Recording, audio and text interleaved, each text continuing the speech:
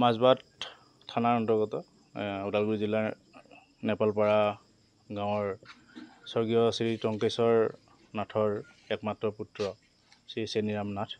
তেখেত কৰ্মসূত্ৰে আজি প্ৰায় 8-10 বছৰে পাঞ্জাৱত তেওঁ কৰ্মৰত আছিল কোম্পানীত।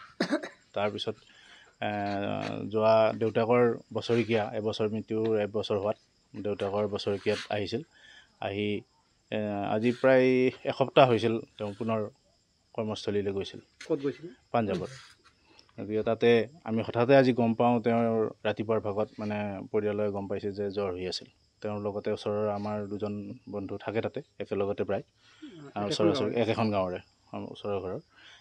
তেওঁলোকো খবৰ পালে, খবৰ পাই গৈ তেওঁলোকক ততাতৈয়াকৈ মেডিকেলত পাঞ্জাৱৰ লুধিয়ানাৰ কিবা BR আম্বেদকাৰ এখন চিভিলত তেওঁলোকক ভৰ্তি কৰালে। ভৰ্তি কৰাই ঠিক মেডিকেল গৈও পাইছে, তেতিয়া মৃত বুলি ঘোষণা কৰিছে। হঠাতে ঢুকাই গ'ল। গতিকে আমাৰ ক'বলগীয়া এইটোৱে যে এতিয়া ঘৰত তেওঁৰ মানে পৰিয়াল বুলিবলৈ অকল মাকটো আছে, বুঢ়ী মাকজনী আছে। তেওঁৰ কোনো বিয়া বাৰু হোৱা নাছিল যদিও চলি আছিল বিয়াৰ কথা। কিন্তু আমি মুখ্যমন্ত্ৰী মহোদয়ক ইয়াৰ জৰিয়তে এটা কথাই জনাব বিচাৰিছোঁ, এই দুখীয়া পৰিয়ালটোৰ মানে যি নেকি একমাত্ৰ উপাৰ্জনকাৰী আছিল, তেখেতৰ যি একোতো নায়েই এতিয়া পাবলগীয়া পৰিয়ালটো আৰু একো পাবলগীয়া নায়েই। কিন্তু শেষ মুহূৰ্তত তেওঁৰ যাতে ডেড বডিটো আমি পৰিয়ালৰ সেই বুঢ়ী মাকজনী সান্তনাৰ অৰ্থে তেওঁক যাতে এবাৰ দেখা কৰিব পাৰে। এই দুখীয়া পৰিয়ালটোৱে তাৰ পৰা সুদূৰ পাঞ্জাৱৰ পৰা ডেড বডিটো আনি চাব পৰা অৱস্থাও তেওঁলোকৰ নাই।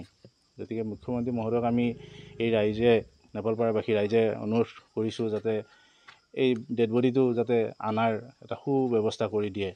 লগতে অসম চৰকাৰৰ বিষয়ববীয়া বা আমাৰ মন্ত্ৰী পাৰিষদ আছে, পাৰিষদ আমাৰ 5 নং চেফাঙৰ দীপক মহন্ত ডাঙৰীয়া আছে, তেখেতৰ লগতো আমি যোগাযোগ কৰিছোঁ অলৰেডি। গতিকে ইয়াৰ জৰিয়তে যদি অসম চৰকাৰে এইখিনি অকণমান দুখীয়া পৰিয়ালটোক মানে সুবিধা কৰি দিয়ে, তাৰ বাবে মুখ্যমন্ত্ৰী মহোদয়ক আমি কাটৰ অনুৰোধ জনাইছোঁ।